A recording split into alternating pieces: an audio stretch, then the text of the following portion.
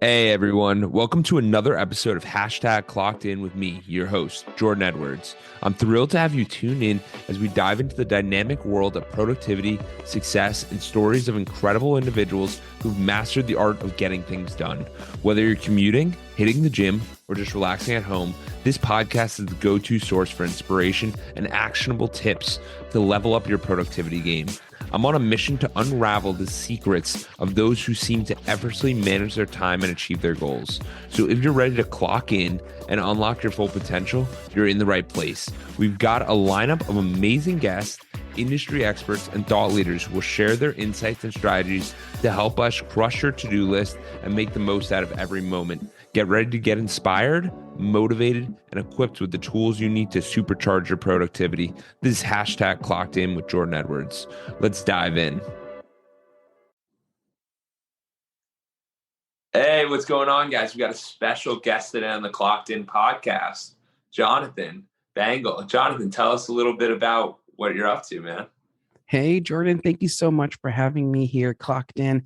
Just so you know, I am clocked in, buckled in, and I'm ready to rock and roll. Oh, that's So amazing.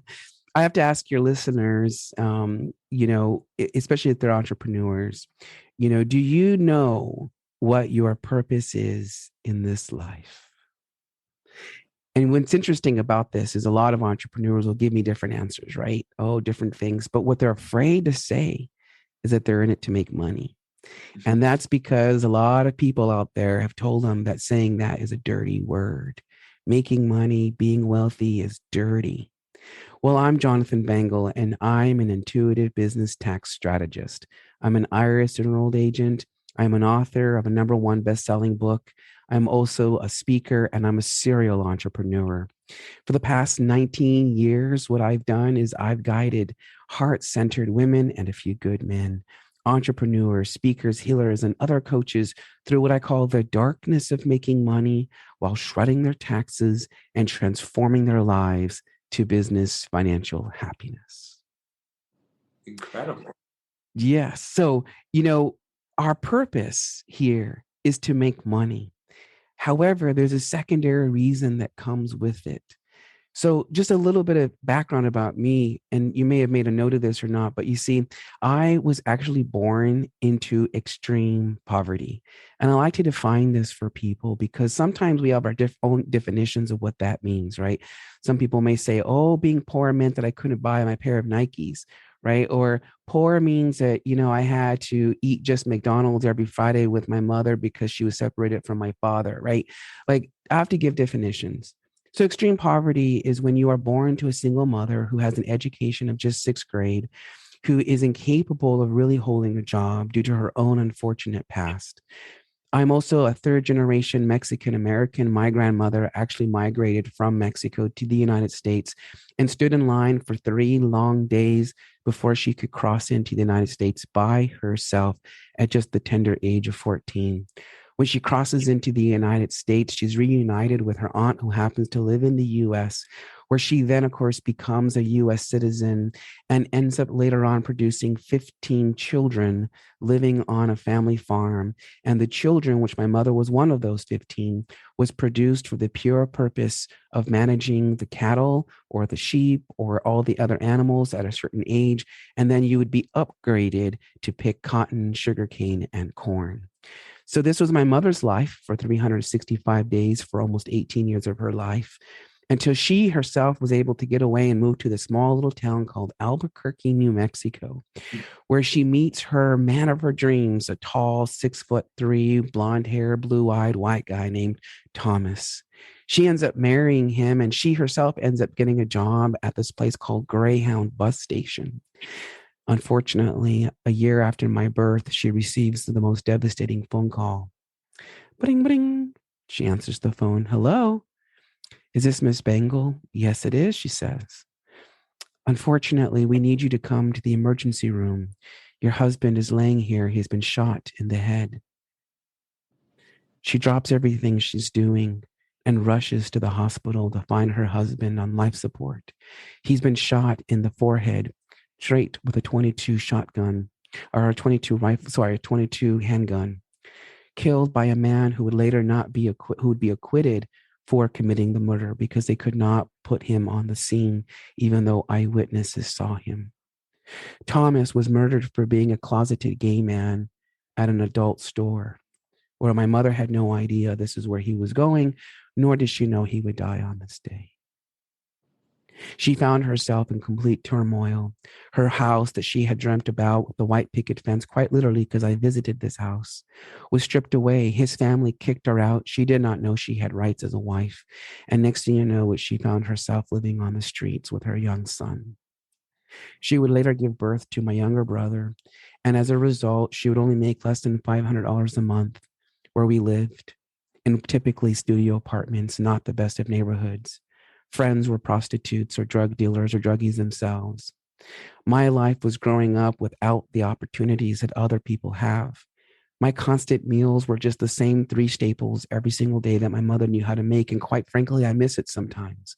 But it was it would always start out with beans. My mother would make some type of bean soup.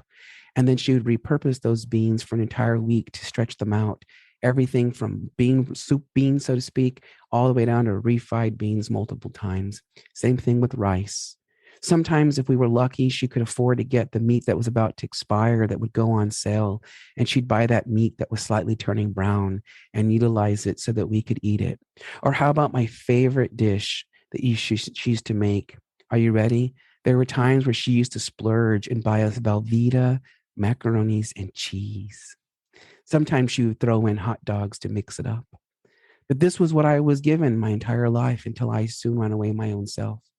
Unfortunately, because of my own mother's trauma, she would take it out on us, physically, emotionally, and spiritually abused for over 18 years, 365 days. Being abused means that we take on all the bull that people give us. The trauma affects us. And so by the time I was able to get out, I remember being in sixth grade, and it was my science teacher who said to me, "You know, Jonathan, the key to ending your poverty is education." And so I set forth to really do my best because I had this idea, I had this belief that wealthy people were one, they were intelligent and smart, and that wealthy people made money and they had a lot of it. And so I set out to make sure that no matter how many times my mother moved us to different schools because she got evicted, because she couldn't pay the rent, I always made sure to excel. By the time I was done graduating high school, I was ranked number 4 out of 398 students. I was a full recipient of the presidential and regional scholarships. I could attend any university I wanted to attend. And in the end, I ended up attending the University of Arizona, where I later earned my bachelor's degree in business accounting and then later my master's degree in secondary education in my 30s. During this time, I worked for CPA firms, and unfortunately, because I was an openly gay male, I was oftentimes fired for being gay. When I went into the education world and became a teacher, I was also fired for being openly gay in the classroom. At the end of the day, I had no choice but to figure out what in the world am I supposed to do? And one day I realized I know what I'm supposed to do. I am supposed to help to educate and empower other entrepreneurs because entrepreneurs are brought here to bring forth happiness and joy. But what are those things? It's the relief of suffering of others. And when clients come to us, they are suffering from their own needs. For you, for example, Jordan, they suffer because as a business owner, they have to pay those credit card fees, right? They don't really want to do it. For me, they suffer because they overpay in their taxes. And so I realized, well, we are the root of that happiness. And it turns out that the IRS agrees, which is why I was able to write this book called The ABCs of Deductions, an Entrepreneur's Guide to Tax Write-Offs, because I realized that Uncle Sam is actually on our side. He wants us to be happy and to deliver happiness, and in the process, to make a whole lot of money. In the process of me growing up in my own business, I guess you can say, I would end up looking back at myself and asking myself this question: Jonathan, how in the world did you do it? And when I looked at myself in the mirror, which is a technique that I teach my clients, I came to realize that I had developed my own method, and I call it the Bengel method. It's named after me. After all, I am the creator, just like we are all the creators of our own existence. And so I set about to go ahead and I wrote out these methods. And it starts out first with what I call the profit mindset. It is believing that you are the most powerful CEO in the world. Even if you just woke up and you decided to take charge of your own life to become the owner of your own destiny, CEOs are very powerful. We don't have to look far. Look at Elon Musk. Look at all these other CEOs. Amazon's another one, right? Like you just look at them. They control the world, literally. And I know that I maintained that mindset when I first started my company 19 years ago. I wanted to be that CEO, that powerful person that helps to make decisions, even though I was not officially a CEO. It also makes us have to believe as a profit mindset that we are capable of making a whole lot of money, and there is nothing wrong with that. Because you see, money is a symbolism of energy. It flows from one hand to the next. Money cannot be possessed, just like we cannot possess a person. We cannot possess experiences. Nothing we can possess, because the truth is, Jordan, you, me, and the listeners are all going to die. And when we die, there will be nothing that goes along with us. So therefore, I can practice this thing called non-attachment, right? But I digress. Money cannot be owned. And so really what money is, it's energy flowing from one to the next. It's not good. It's not bad. And therefore, I reject the idea that money is the root of all evil. Instead, it is the judgment and expectations that others place on us. That is the root of all evil. Why? Because when we grow up, we think to ourselves, oh, I can't be this fabulous business owner because people told me I had to put on suits and jackets. Oh, I can't make a whole lot of money because everyone around me told me I'm going to have to pay a whole lot of taxes. Oh, I can't process credit cards and charge that to my clients because people told us nobody would pay for that. Right? It's these judgments and these expectations that others put upon us from a business level all the way down to the most basic human principle of existence, which is to be happy. People are always searching to dim our light. But when we look to ourselves as a guide and we look to our higher source of who we are, there are no words and there are no actions that can stop us from fulfilling our life's purpose. What do you think Wow, about that? that was profound. That was incredible. I wasn't expecting that, John. That was really, really cool. And I think the points you brought up about money are so important and powerful. The fact that, I mean, you did have it rough and that you still don't think money's the root of all evil because you adjusted your mindset. It allowed you to open your perspective and realize that money's an energy. Money's the value you provide to people. And the other thing I would bring up is what you were discussing about viewing when people ask for money through business. It becomes difficult, but it's, hey, you have a pain. You're overpaying in taxes. Let's save you money. It becomes apparent to people, and it makes sense. So, Right? yeah, Right. It's absolutely. true. Because, like, that's the thing, right? Like, what I figured out is that, again, money is not the root of all evil. It's how we feel about ourselves. And our businesses are like our children. This has been my motto for a long time now. And in the second part of my step is I say the separation of self, right? Believing that you are not your company and your company is not you. Boom, mind blown, right? Because it's like, but wait a minute, but like I'm working in my business. I come here to my home office or to my office space and I do all the selling and I do all of the, well, I try to do the accounting, but it's like somewhere, like, somewhere. And I try to charge people and I use all kinds of different links and right, there's all these things that we're doing. And so we're like, but I'm the business, but I'm the business. The problem with that mindset is that it does not allow us to be objective in our business because we become too attached, too emotionally vested. And that's why I teach this concept called that, well, I don't know if I have a calling for it, but basically saying that you are like a parent to your child, which is your business. And if you can see your child or your business acting like a child would, then most people who I work with typically are, like I said, are women. And most of my women clients and students have children. But most people in the world, even fathers, would probably say, well, I would never abuse my child, right? Unless you're some Yeah. twisted person, but I digress, right? Or, you would never steal from your child, or you would never belittle your child, or you would never, do all these things. And despite the abuse that I received from my mother, surprisingly enough, she never used negative words towards me, as in like, you're stupid or you're this or you're that. It was more like physical discipline with a stick because you failed to put away your socks or some bullshit like that. But anyways, so it's like, you think about, like, you would never hurt your child. And when we start our businesses, we are essentially giving birth to a child. And just like a baby, when they're born, they need us. They come to us for everything, right? From the moment of inception. And that's true of our businesses. And that's why I jokingly say that I'm a father of three, right? So I've got a 19-year-old, his name is JB Financial, and that's my tax prep business. And then I had an unplanned pregnancy now almost 2.5 years ago. And I gave birth to Naked Tax Talk, which is my YouTube show and marketing edition. And then I just gave birth to my toddler, and that's Jonathan Bengel, and that's my advisory business, right? So, like, when we see them in these different lights and we see our businesses in a different way, it allows us then to have a relationship with our business. And now we get to see, like, oh, yeah, like I gave my company money so that it can survive. So, it's like, for example, we all give DNA to our kids, right? Like, you give, like, as men, we give sperm, and women give their eggs, right? And Yeah. then it produces this thing called a kid. And really what we're giving is DNA. And I don't know about you, Jordan, but if you had a child, or if you have children, do you have children?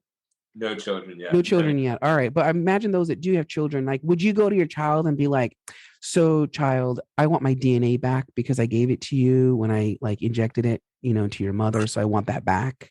Right. Like, how ludicrous is that? Yeah. Right. Well, that's what happens when you treat your business in that manner. So, like, I hear a lot of people will go, but I gave money to my company. Now I'm going to get it back. Right. And I have to remind them, like, yeah, but would you do that to your kid? Would you go to your kid and say, I want my DNA back? Yeah. Right? You would wait for your child to grow up, and then they start having their own little jobs, right? And like I did. So I started having my job. Actually, I traded violin lessons in exchange for cleaning her yard. That's what I did for 2.5 years to get private lessons as a poor kid, right? Wow. So, like, I've always had a job in some capacity or another, right? But eventually you get to the point where, like, when I was like 16, I started working at Burger King, and I was so happy. I was making $163 every other week. Ooh la la, I was rich. And I would come home and I would give my mom, a couple $10 here, whatever I helped to pay for, maybe I want a chicken. And that's like our businesses. It starts to make a profit. And then it goes, oh, mom, dad, I have extra cash. Now I give it to you, right? And you take this out of your business. And we use accounting terms called a distribution. So this Yeah. is kind of like how that works, right? So if we can see our business in a different light, we can start to have a different relationship. And then what happens is I come up with this thing called the entity choice. You know how many times, Jordan, I listen to solopreneurs and they'll say to me, well, I formed an LLC because I get more tax deductions. And I always chuckle on the inside, because who am I to judge? Every trash can has a lid, right? So, at the end of the day, I go, okay, well, what makes you think that, right? And they always go, oh, because now I get to have a home office deduction, and now I can pay myself, which is a lie, and now I can do all these other things. And I'm always like, but did you also know you just increased the cost of doing business as well? And so I use sex actually to explain the entity choice, right? So to give your listeners an idea, when you are a solopreneur and you're not taking any legal action to protect yourself, right? You just start selling your services or your goods, and you start Yeah. giving it to everybody, right? You're practicing this thing called unsafe sex. All Yeah. right. So we all know what, we're all adults here. We all know what that is. And as we know, you practice unsafe sex, and all it takes is one contamination to happen to you, right? One STI, one STD, or whatever. And that will ruin you, put you out for a couple of weeks, right? With antibiotics and all kinds of terror. And you're going to pay money, by the way, to go to the doctor to get this done, right? Yeah. So just like in business, you go and you do all these things without protection, you're going to have to pay to get it all fixed, right?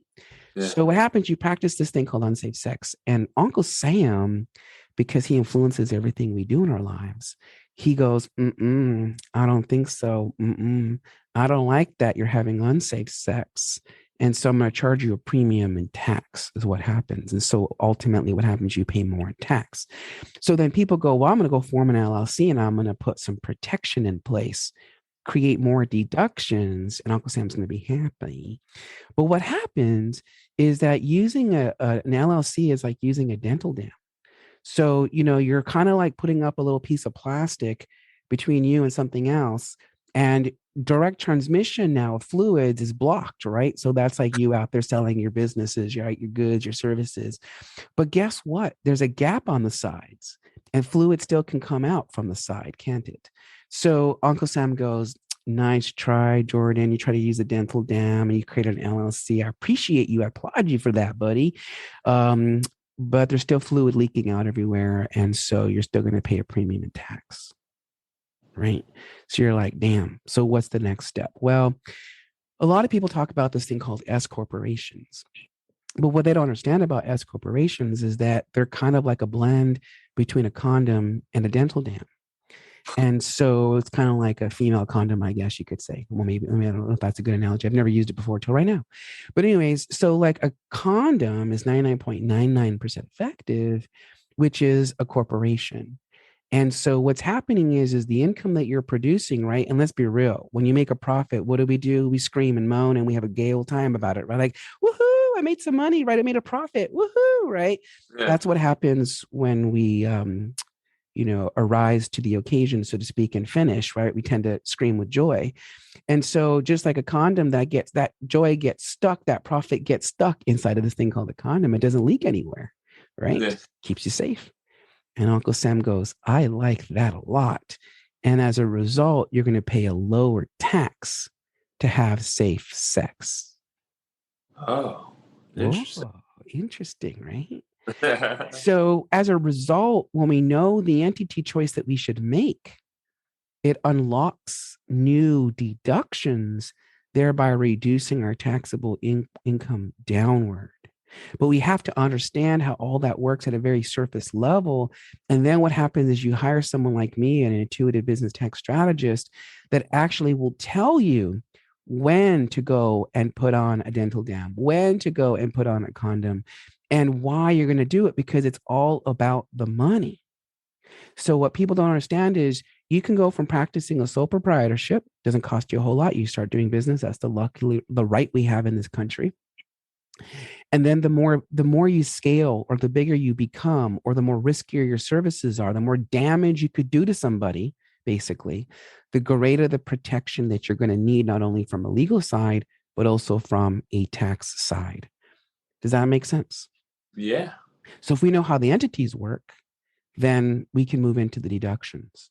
And what I do in my class called Small Business Financial Happiness Blueprint.com, what I do in this class is we talk about these deductions. We talk about 3 major deductions as a sole proprietor, 3 major deductions as an LLC owner, 3 major deductions as an S Corp and a C Corp deductions.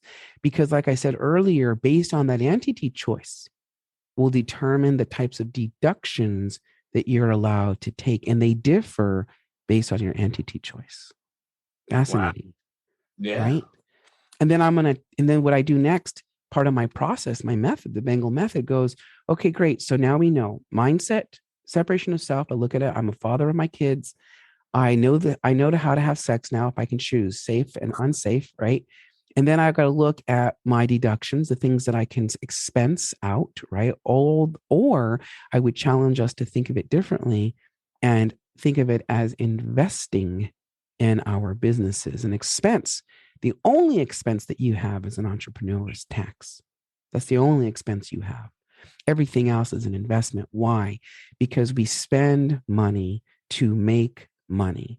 And the IRS agrees with that statement, because the IRS says that a business expense or business deduction, not expense, deduction, is only allowed if you have a business purpose behind it that is ordinary and is necessary in order to produce that money.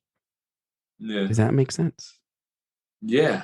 It's Right? more about the fact that it's changing. What you do, Jonathan, it seems like all the associations are changed. So the customary person, if they're working a 9 to 5, they get paid, they spend their money, that's it. You go into the business world, they're like, oh, now we can make money. But it's really you make that money, and it's how you handle that money and allocate that money that really dictates what you really keep. And Yes.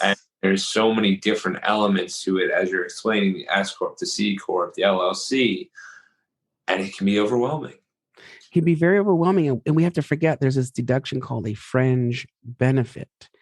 And that's a technical term, but what a fringe benefit means, and in my words, is I say it's kind of like the add back value of you taking care of your child. And it's just things that we just happen to receive benefit from, although that wasn't the intention. So I'll give you a classic deduction: meals, right? Meals and booze, to be more specific, right? So the law basically for 22 reverted back to 2020 law. But in 21, we had a special law that basically said that all your meals and all your booze was 100% write off so long as you were at a restaurant. Because, right, because we're trying to boost restaurant sales, right? So that actually was working, right? So it incentivizes us.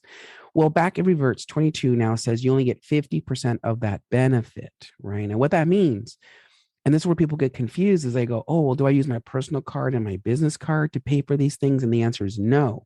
You're going to use your business cards or your business checking account. Or if you happen to use your personal credit card to pay for a business meal, then we'll have to have another conversation on how to treat that. But I digress. So what happens is you go to, in fact, we'll use my own example a couple of weeks ago. Oh, last week, I went to dinner with one of my girlfriends, right? And what do? We order some loaded potatoes with cheese. So delicious, right?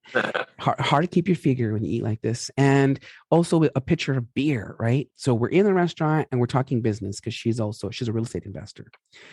So Uncle Sam says, you know what, Jonathan, because you're there with your friend and you're going to do business potentially, you're going to write this off to the business. So we do, right? So I pay for it 100%, $100 down the drain, so to speak, right? But that $100 can turn into, but for me, anywhere between a $15,000 to $100,000+ deal, right? So I'm spending the money to potentially make more money, right? I'm investing. So Uncle Sam says, all right, well, you got to eat, didn't you? Like your belly got full. You got to have a good libation. So now your mouth is all nice and taken care of, no longer dry.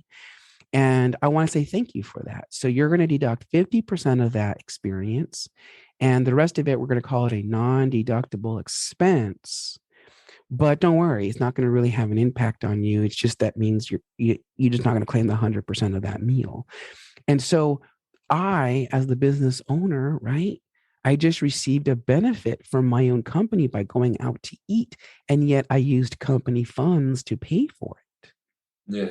Right. So we call that a fringe benefit. So when you're a sole proprietor, those fringe benefits are going to be limited in scope. They will be limited, right? But when you go to an S Corp or to a C Corp, those fringe benefits skyrocket. So for example, right now, C Corporation. So in a C Corporation, my fringe benefit, and it's a double win, you see. Not only am I going to deduct this fringe benefit, I'm going to tell you in a minute what it is. I get to deduct it 100% in my business, but I also personally benefit called a fringe benefit. So this fringe benefit, are you ready for it? Paid time off, right? So in my C Corp or my S Corp, in either case, we pay a salary because you have to when you own. By the way, no one tells you this. When you become an S or a C Corp, you are mandated now by law to pay yourself a wage, right? So with that being said, my company now goes, oh, you know what, Jonathan, take a week off after working your ass off for tax season. So I'm going to pay you that entire week's worth, and the company is going to deduct that from the profits to thereby reduce taxable income downward. Wow. Right? So it all depends on the entity. And we get this thing called a fringe benefit. So if we understand how fringe benefits work, then again, we can continue to shift the way we see our businesses, just like our children that come back later and go, don't worry, mom, don't worry, dad, I made a little bit extra money. It's for you. Or Maybe I don't give it to you directly. Maybe I provide a meal for you. I take you out to dinner because you're my mom. Yeah. Wow. That Isn't that is, something? yeah. And most people are just like, how do I get the next sale? So how do you get the next sale? No, Well, are you well, asking me? no. I'm saying that in the regard of most people are like, how do you get the next sale? They're not thinking about, hey, I'm already doing pretty well right now. I'm making, let's go, $100,000, and instead of paying out $40,000, $30,000, I could pay out $5,000 if I had everything run correctly, did all the deductions, everything worked out. So you're actually claiming a lot more income than you don't have to produce more to keep more income, is basically what I'm getting at. Those are all Yes. scenarios, but it seems that there's some businesses that do very well, but they just misplace this accounting department, and it could cause some issues and overpayment, and could easily Yes.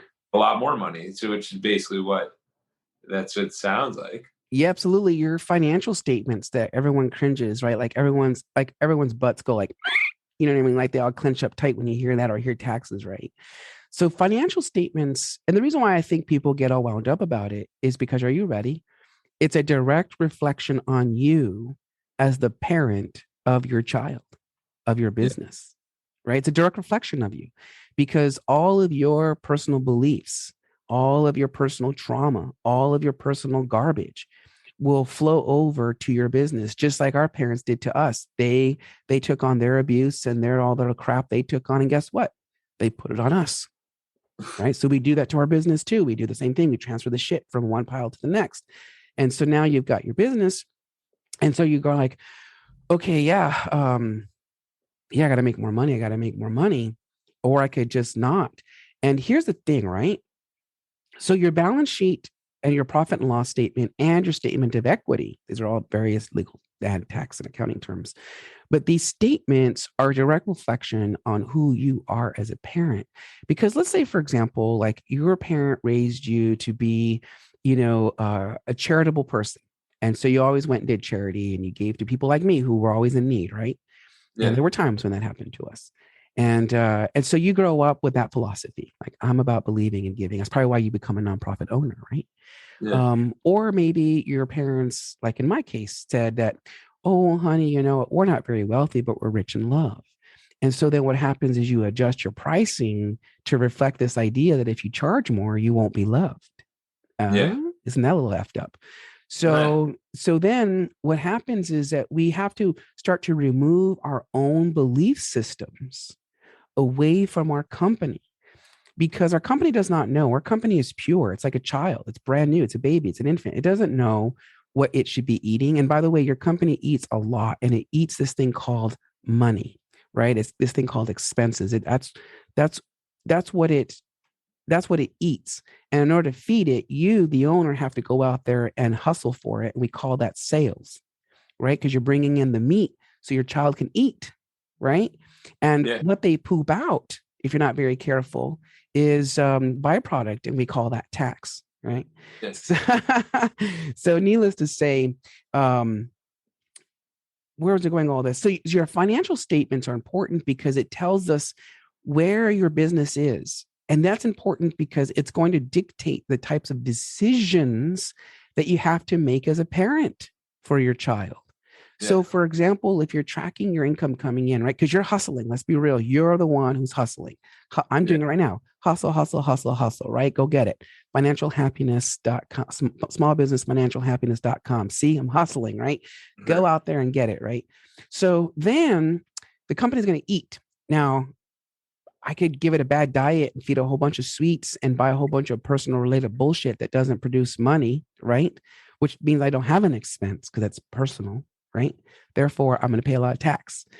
Or I'm going to be strategic like I am, right? So I look at my numbers, I look at my expenses, I look at how much cash is coming in, and I go, okay, Jonathan, if you want to expand, right? If I want my companies to grow, then I'm going to strategically invest the money that's coming in that door into services that will yield me greater money, Yeah. right? So, for example, we all should have a coach. That's a classic example, right? You should all have a coach, whether it's a mindset coach, a business coach, a tax coach like me, or a business coach like me, or a mindset coach like me. The point is, like, everyone should have a coach at one point or another, right? We all have mentors, or we should. And these mentors cost money, right? Because you're investing in your own education, so to speak, so that you can what? Make more money. Yeah. Or for example, you go to an accountant and you go, well, I don't want to track all this myself. So you invest your money in an accountant who will make sure that when you look at your reports, you can make informed decisions. Classic example. I had a client, I call them the boys. I shouldn't, but I call them the boys. They're younger than me. I'm, my 40s, and they're now in their mid 20s. But they came to me when they were in their early 20s, and they have this restaurant here in town in Phoenix, Arizona, off of McDowell and 7th Avenue. Shout out to them. It's called Pop and Tea Bar. And they hired me from the get-go. And they actually called me their nanny, which is hilarious, right? So like I come in and make sure everything looks great. Well, we started looking at the financials, right? Because we're looking at the numbers, looking at the money. And we run some analysis, and I go back and I go, hey guys, you guys are hemorrhaging right now, hemorrhaging cash. Like you're losing it like to the tune of like $90,000 a month in unnecessary hemorrhaging. Yeah. What's going on? Well, it was a combination of pricing. And why? Because they compared themselves to others. All right. That's a common mistake we make, right? Is to compare ourselves to others. And then we charge a little less. Then it was a combination of their labor. Their labor was too high. It was too high. They were trying to do the right thing and offer the right value for their employees to work with them. But when your company is brand new, it's like depending on the child you're having, right? Like in their case, it was a restaurant. So they gave birth to a very high-end kid, so to speak, that requires a lot of attention. And I brought him in and I said, we're going to fix this. Right now, by the way, they are in positive cash flow. They're a multi-six-figure business right now, which is awesome, right? Oh, amazing. And what I said to them was, we're going to tie up this blood, right? We're going to cease this blood. And I said, look, you guys are the owners of this business, and you are going to have to do some of the sweat work to take care of this baby until it's old enough and has enough money coming in that door that it can hire out help and help you to free up your time to go do what you want to do. And now they're getting ready to open up a second location. Oh, wow. That's incredible. Right? Yeah. So it's really about like how we see our companies in a whole different light. And that's what I do for the Bengel method. I love it. That's incredible. And it really turns everything on its side, because first of all, saying to someone, hey, we're going to start an LLC, we're going to start a business, or we're going to do this, intimidating. Hey, we got to look at financials, intimidating. How many assets are liability? Intimidating. These are all difficult things. So for you to sit there and really simplify it to, hey, we already do this. Let's understand it how we understand human life. And I think that's really powerful stuff. It's crazy because I remember when back in the day when I first started, I'd say to clients, you need a team of 3, right? Now, mind you, this team of 3 is when you're about the $150,000 to $200,000 gross revenue mark. Okay, so let's get clear here right now. So when you're about that level, you need to employ 3 major partners, right? Or people that are going to contribute to your business. Yeah. It's going to be your tax strategist like myself, right? Who also provides tax and accounting. You're going to hire yourself a lawyer. So that's to help you with the LLCs or C Corps or whatever else you need for the legal side of that. And then you need a financial advisor, right? Because you're going to have all this extra cash. Now you got to turn around and invest it, right? Yeah. Or, as I like to say, you can work with me again, because what I do is I say, okay, you have all this extra cash, but we're still not having the lifestyle that we want. And so how do we continue to reinvest it back into the business to give us the life that we want? And so reinvesting it would be to come to utilize your services, for example, and say, well, how do we put more money back in our pocket? Oh, we go when we invest with an advanced merchant processor, so that way we keep more of our money. Well, that's the goal, because that money, as I just said earlier, we're going to use it to what? Turn around and reinvest it back in our business. Yeah. Did you know, it's a funny fact, most people don't realize this, but when you make about $100,000 in gross revenue, what you actually keep, if you're doing everything the right way, which you actually keep in your pocket, that you actually bring home, that you spend on your personal life, it's not very much. It's only about $15 to $10,000, give or take. Oh, And wow. the rest of it is all eaten up in your business, right? Paying for different expenses of different Yeah. things. And so reality is if you want to take home to your home to provide for your family, right? And let's say you want to take home $100,000 to blow, right? However you want to blow it, you want to take it home. I mean, you got to be making like 600,000, 700,000 or more to start maintaining that type of lifestyle. Yeah. Wow. Which means that if you're a solopreneur listening to this show, you better start hustling and bustling and getting out there and figuring this out. And more importantly, avoiding legally to pay overpayment of taxes. And this happens a lot to my entrepreneurs.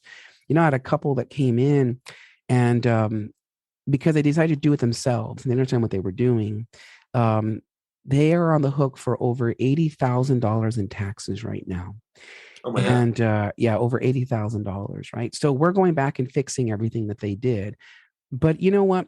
It's like a woman named Sandra Yancey. She's the founder of eWomen Network, and she said it best. And she said that business is expensive. So you're going to either pay for it through your own mistakes, or you're going to pay for it when you invest in coaches, right? Or people to help you. And in this particular client, the ones that owe 80 grand, they invested with us 25,000. But that's just to go back and fix it. That's not even proactive. That's not even dealing with their future and their current moment. Yeah. That's just to go backwards in time and free up this $80,000. Wow. Isn't that amazing? You got to make the investment.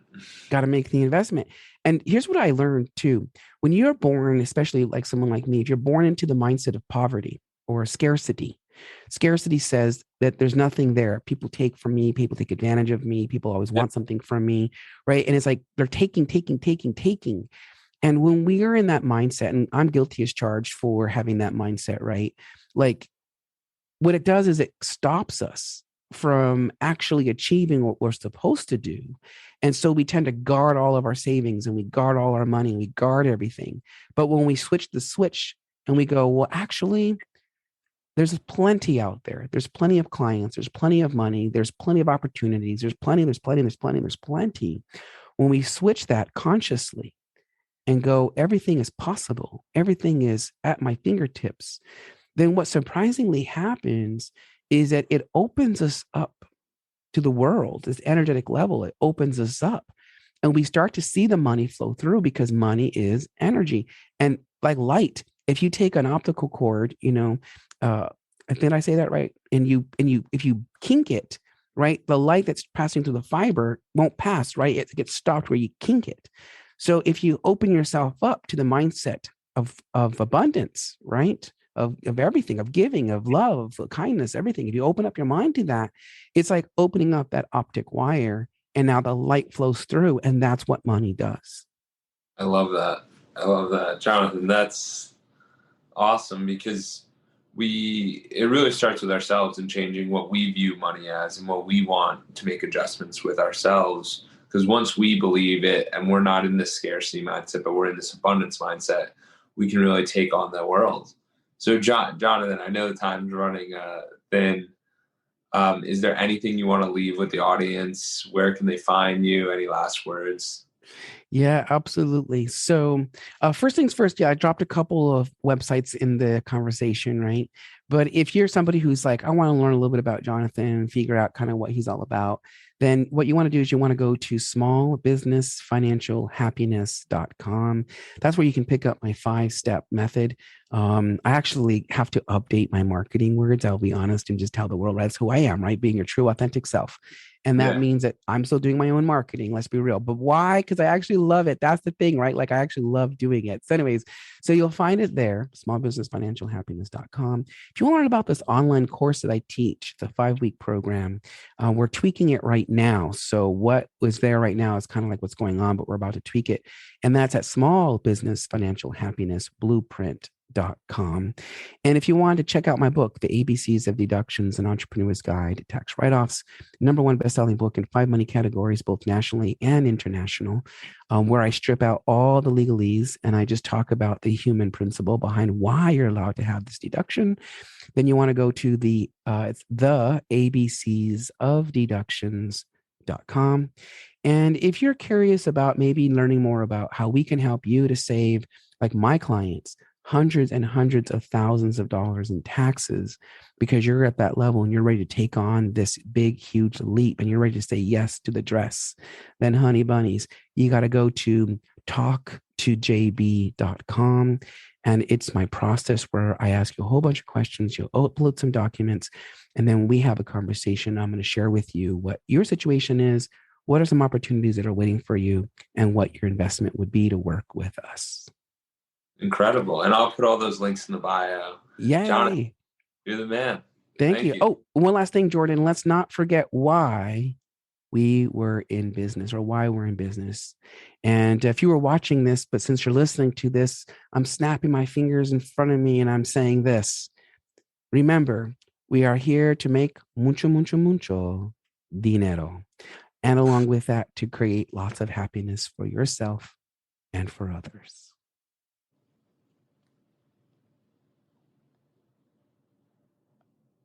Thank you for reaching the end of the podcast. For that, we'll give you a complimentary coaching session in the link below with Edwards Consulting.